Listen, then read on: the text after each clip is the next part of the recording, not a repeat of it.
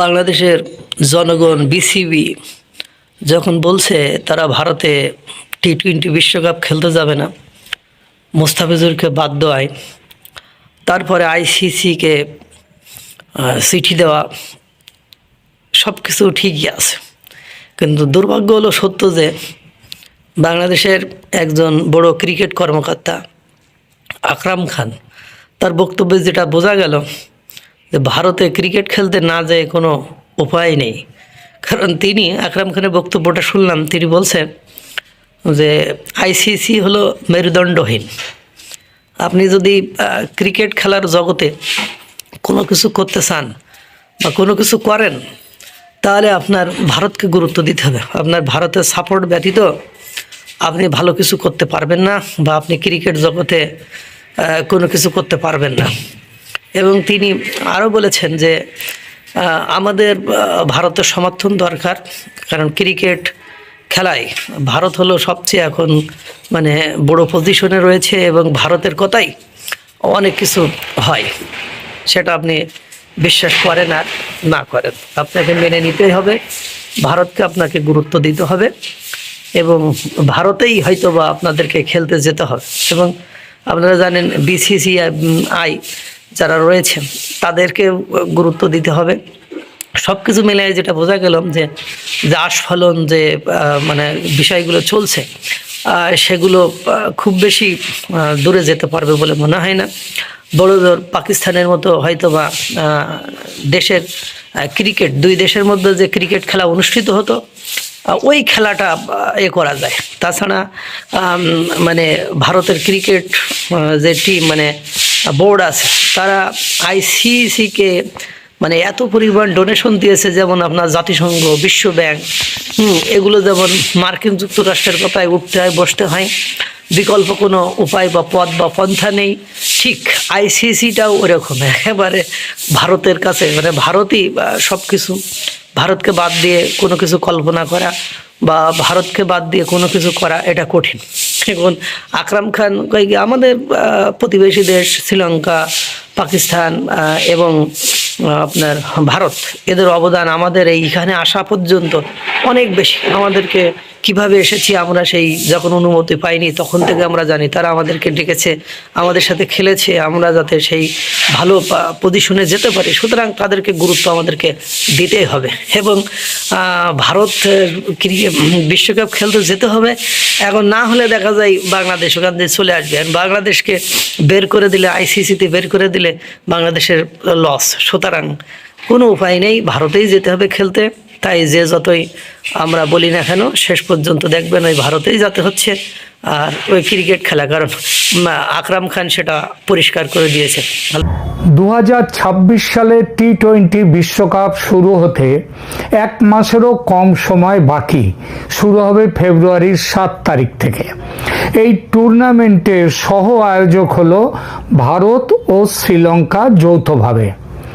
Bangladesh cricket board সম্প্রতি ওই মুস্তাফিজুর কাণ্ডের পর নিরাপত্তাজনিত কারণ দেখিয়ে তাদের ম্যাচগুলো ভারত থেকে সরিয়ে শ্রীলঙ্কা বা অন্য কোথাও নেয়ার অনুরোধ করেছিল।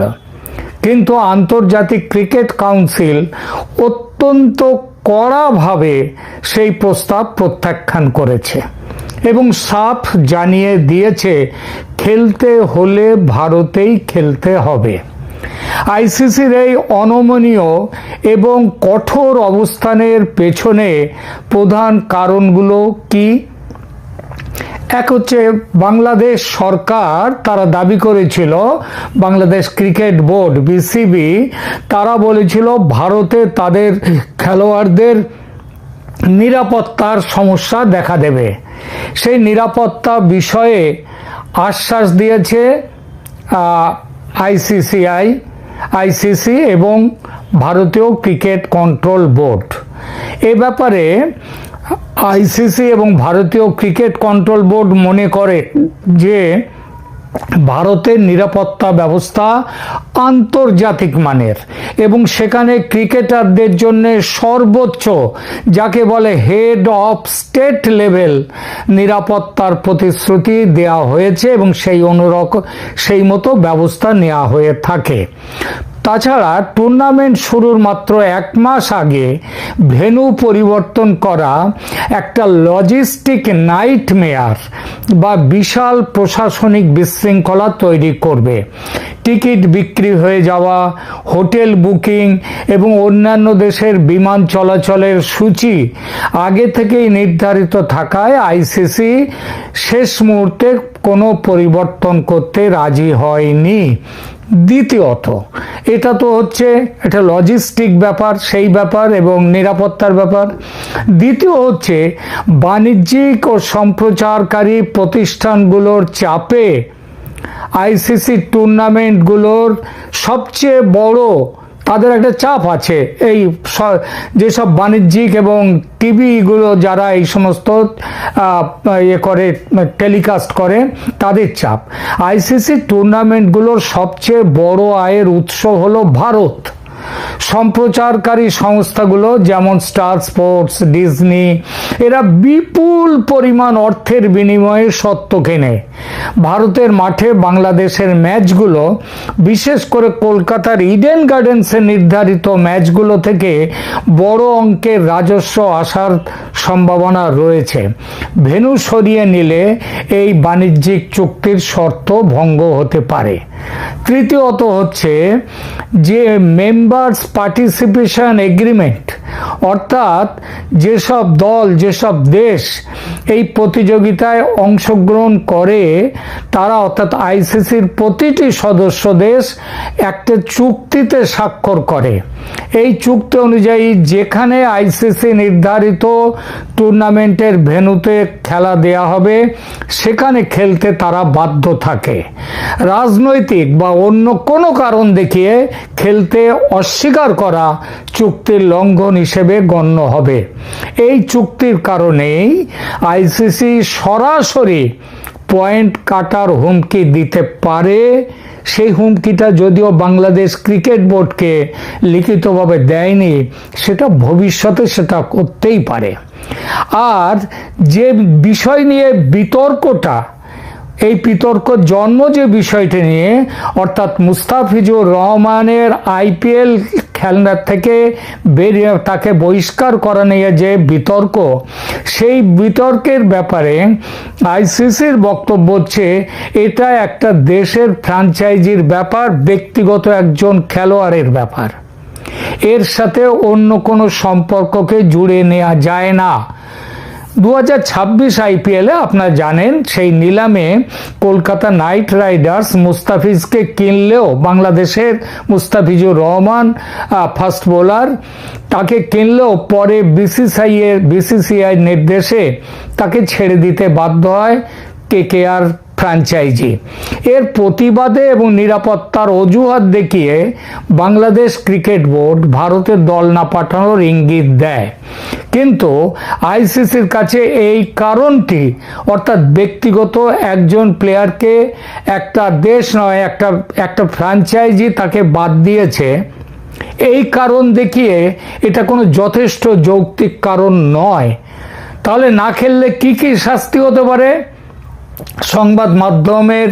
বিভিন্ন সংবাদ মাধ্যমের প্রতিবেদন অনুযায়ী আইসিসি বিসিবিকে সম্ভাব্য শাস্তির বিষয়ে সতর্ক করেছে, যদিও স্পষ্টভাবে এটা সতর্ক করেছে কিন্তু বলেনি, তাকে আরও পরিষ্কারভাবে সেখানটা ভয় দেখানো হয়নি।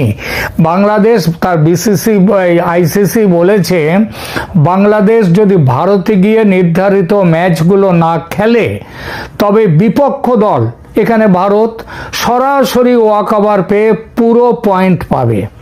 এর ফলে বাংলাদেশ টুর্নামেন্টের গ্রুপ পর্ব থেকেই ছিটকে যাবে। শুধু এখানেই নয়, আর্থিক জরিমানা হতে পারে। আইসিসি বলে দিয়েছে এইভাবে যদি অনুপস্থিত থাকে, না খেলতে আসে, তাহলে কি কি শাস্তি নেওয়া হতে পারে সেগুলো মনে করিয়ে দিয়েছে কেবল। তার প্রথমটা তো বললাম যে পুরো পয়েন্ট তাদেরকে ওয়াক ওভার দিতে হবে। দ্বিতীয় কথা, আর্থিক জরিমানা। আইসিসির লভ্যাংশ থেকে বিসিবি বাংলাদেশ ক্রিকেট বোর্ড যে টাকা পাবে লভ্যাংশের, তার একটা বড় অংশ কেটে নেওয়া হবে শাস্তিমূলক জরিমানা হিসেবে। আর নিষেধাজ্ঞাও আসতে পারে, এখানেই শেষ নয়। চরম পরিস্থিতিতে ভবিষ্যতে টুর্নামেন্টে আয়োজন করা, বাংলাদেশে পরে এইরকম টুর্নামেন্ট, আন্তর্জাতিক টুর্নামেন্ট আয়োজন করা বা অংশগ্রহণ করাও পর্যন্ত বাংলাদেশ ক্রিকেট বোর্ডের উপরে কড়াকড়ি আসতে পারে। যদিও ভারতীয় এবং আন্তর্জাতিক বিভিন্ন সংবাদ মাধ্যম এই আলটিমেটাম বা কড়া হুঁশিয়ারির কথা জানাচ্ছে, তবে বিসিবি বাংলাদেশ ক্রিকেট বোর্ড এখনো দাবি করছে যে তারা নাকি আইসিসির কাছ থেকে কোনো লিখিত উত্তর পায়নি। তবে আলোচনা নাকি চলছে এবং বাংলাদেশ ক্রিকেট বোর্ড তারা বলছে যে আইসিসি নাকি তাদের দাবিগুলো ভালোভাবে বিচার বিবেচনা করবে, তাদের দাবিগুলো।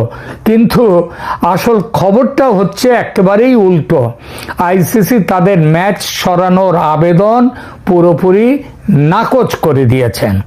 এখন ওই আসিফ নজরুল সাহেব, যিনি বিরাট ভাষণ টাষণ দিয়েছিলেন মুস্তাফিজুরকে বার করে দেওয়ার পর, এবং আর একজন কি ওই ওদের সংস্কৃতি মন্ত্রী কি যেন আছে, তারা যে বড় বড় কথা বলেছিলেন যে তারা এই করবেন সেই করবেন, ভবিষ্যতে কোনোদিন ফুটবল পর্যন্ত খেলবেন না ভারতের সঙ্গে, ভারতের মাঠে, সেসব ফাঁকা বুলি এইবার কি চুপ হবে? এইটাই হচ্ছে আসল কথা। এখনো মানুষকে ভুল না বুঝিয়ে বাংলাদেশ ক্রিকেট বোর্ড স্বীকার করে নিক যে এই ব্যাপারে, মুস্তাফিজুরের ব্যাপারে এত বড় প্রতিক্রিয়া দিয়ে তারা ভুল করেছে এবং আন্তর্জাতিকভাবে তাদের নাক কাটা গেছে।